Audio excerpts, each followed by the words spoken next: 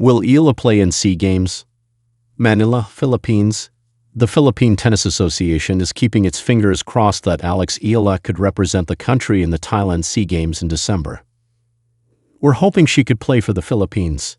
Let's all pray she does," said Philta Executive Director Tonette Mendoza during yesterday's PSA Forum at the Rizal Memorial Sports Complex. Mendoza said everything would depend on the World No. 65 Eala's schedule.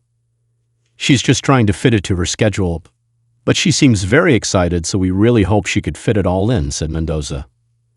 "If Eala suits up in the SEA Games, she will have a shot at her first gold in the biennial event after copping 3 bronzes in the 2021 Hanoi edition."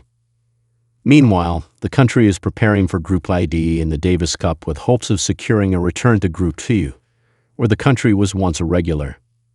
"It's a slow climb. We're hoping to climb back to Group 2, said Mendoza, who was accompanied by Davis Cupper Jed Olivares.